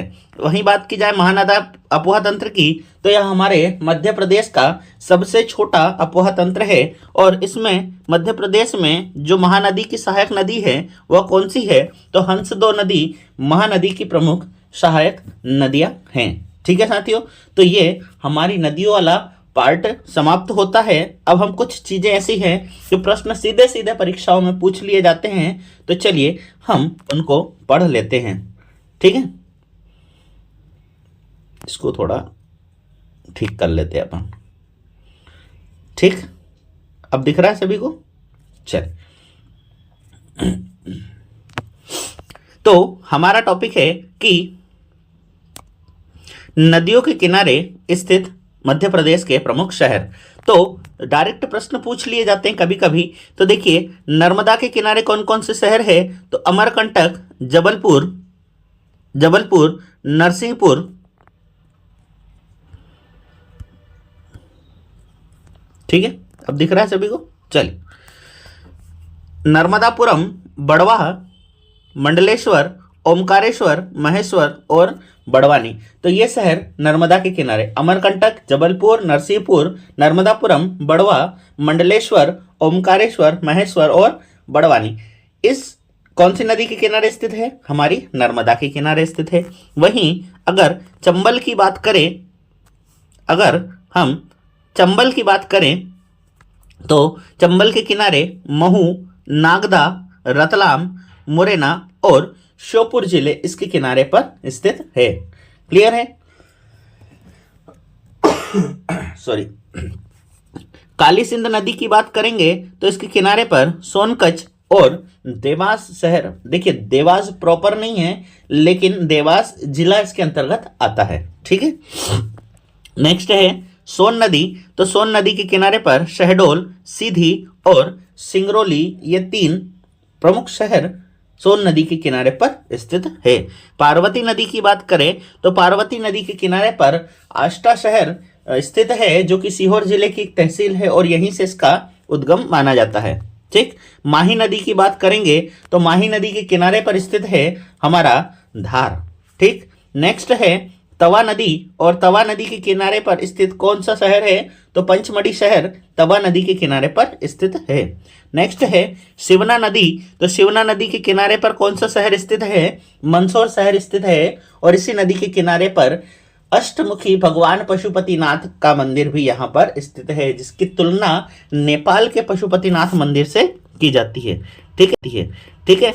खान नदी की बात की जाए तो खान नदी के किनारे हमारे भारत का सबसे स्वच्छ शहर इंदौर स्थित है। नेक्स्ट बढ़ जाते हैं आगे और हमारी अगली जो नदी है वह है सिंध नदी और इसके किनारे पर दतिया और शिवपुरी 2 शहर प्रमुख स्थित हैं। बेतवा नदी की बात करेंगे तो सांची, ओरछा, अशोकनगर और विदिशा इसके किनारे पर स्थित है। और लास्ट है हमारी ताप्ती नदी, और ताप्ती नदी के किनारे पर सूरत, मुल्ताई, बैतुल और नेपानगर। ये प्रश्न पूछा गया सूरत वाला, ठीक है। सूरत और नेपानगर ये दोनों के दोनों प्रश्न पूछे गए हैं कि ये दोनों किस नदी के किनारे पर स्थित है। क्लियर है इतनी बातें? तो ये तो कुछ हमारी प्रमुख नदियां थी जिसके किनारे पर स्थित शहरों को पूछ लिया जाता है, ठीक है। नेक्स्ट आगे बढ़ जाते हैं। अब हमने देखा, जब हमने राष्ट्रीय उद्यान पढ़े तो बहुत सारे राष्ट्रीय उद्यानों से कुछ नदियां प्रवाहित होती है, तो उनको भी हम एक जगह लिखने की कोशिश की है। तो हमारी पहली नदी है चरणगंगा नदी, जो किस राष्ट्रीय उद्यान से होकर गुजरती है? तो बांधवगढ़ राष्ट्रीय उद्यान उमरिया से होकर कौन सी नदी गुजरती है? तो चरणगंगा नदी गुजरती है। वहीं पर अगर बात करें माधव राष्ट्रीय उद्यान, शिवपुरी से कौन सी नदी गुजरती है? तो याद रखिएगा, इससे मनिहार नदी होकर गुजरती है। नेक्स्ट है सतपुड़ा राष्ट्रीय उद्यान, और इस सतपुड़ा राष्ट्रीय उद्यान से देवना नदी प्रवाहित होती है। क्लियर है? पन्ना राष्ट्रीय उद्यान की ओर चलते हैं, तो यहाँ से केन और खद्दर नदी कहाँ से प्रवाहित होती है? तो पन्ना राष्ट्रीय उद्यान से होकर गुजरती है। वहीं अगर डायनासोर राष्ट्रीय उद्यान की बात करेंगे तो यह से जोबट नदी इस राष्ट्रीय उद्यान में प्रवाहित होती है। अगला है हमारा कान्हा राष्ट्रीय उद्यान मंडला, इससे कौन कौन सी? तो बंजर, हालो और सुपर्ण ये नदियां हमारे कान्हा किसली राष्ट्रीय उद्यान से प्रवाहित होती है। और अंतिम है हमारा पेंच राष्ट्रीय उद्यान, इससे हमें पेंच और कान्हा नदी प्रवाहित होती है। क्लियर है इतनी बातें? चलिए आगे बढ़ जाते हैं और कुछ घाटों को देख लेते हैं, ठीक।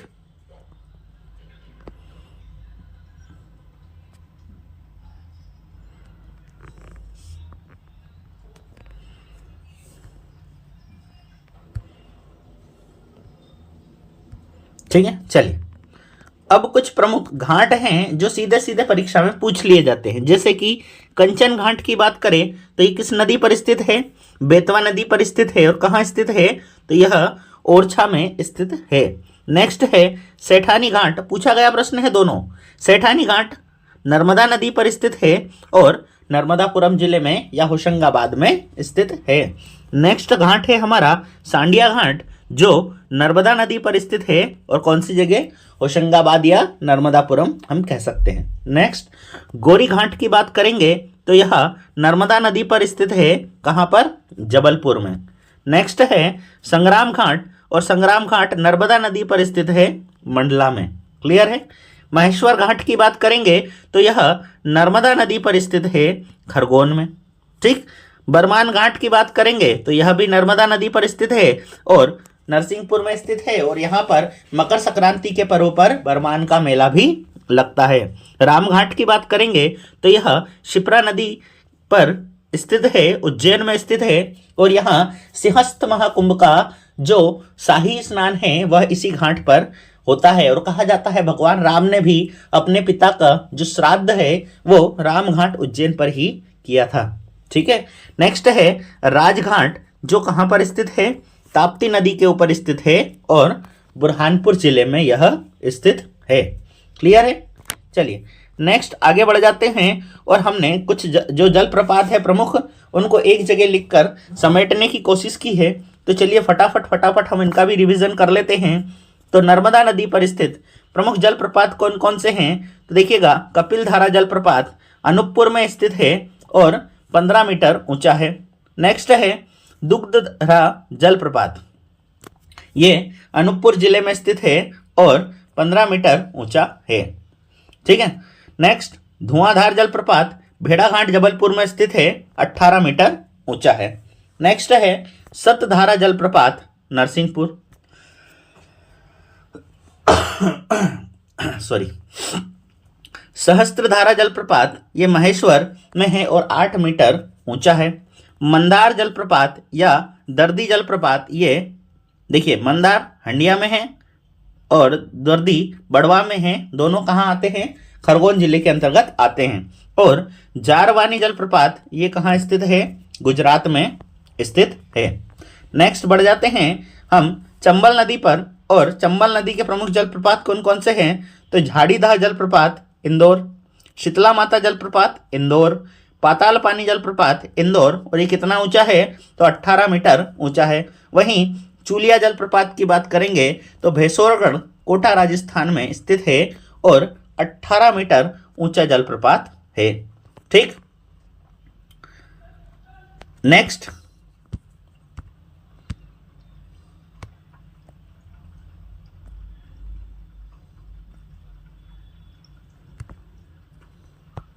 ठीक है, नेक्स्ट नदी है हमारी तमसा नदी या टोंस नदी।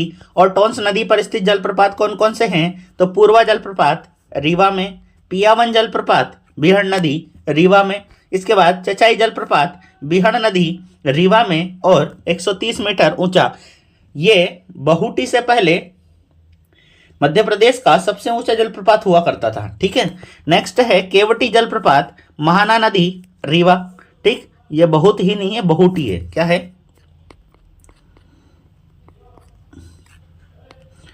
बहुटी जलप्रपात। ठीक है, कौन सी नदी पर, सेलर नदी पर मऊगंज में स्थित है और 198 मीटर ऊंचा मध्य प्रदेश का सबसे ऊंचा जलप्रपात है। ठीक है, और इसको छोड़ दीजिए। ठीक, चलिए नेक्स्ट आगे बढ़ते हैं। और कुछ अन्य जलप्रपात हैं जो परीक्षा में पूछे जाते हैं, जिसमें भालकुंड या राहतगढ़ जलप्रपात। देखिए दोनों एक ही जलप्रपात है, बीना नदी पर स्थित है सागर में। ठीक, अनहोनी जलप्रपात कान्ह नदी पर है छिंदवाड़ा में। गांगुलपारा जलप्रपात वैनगंगा नदी पर है बालाघाट में। पांडव और गाथा जलप्रपात केन नदी पर है पन्ना में। डचेस, अप्सरा, जमुना और बीफाल ये जलप्रपात स्थित है तवा नदी पर पंचमढ़ी में। ठीक, नेक्स्ट है सुल्तानगढ़ जलप्रपात पार्वती नदी पर और शिवपुरी जिले में स्थित है। बहुत महत्वपूर्ण है ये वाला, ठीक है, इसको याद रखिएगा। और अंतिम है उषा जलप्रपात जामदार नदी कुंडेश्वर टीकमगढ़ में उषा जलप्रपात हमें देखने को मिलता है। तो साथियों इस प्रकार से हमारा नदियों वाला जो टॉपिक है वो समाप्त होता है और आशा करता हूँ आप लोगों को मध्य प्रदेश की नदियाँ पढ़ने में बहुत मजा आया होगा। तो चलिए मिलते हैं अगले लेक्चर में एक नए टॉपिक के साथ। तब तक के लिए जय हिंद, भारत माता की जय, वंदे मातरम, जय श्री महाकाल।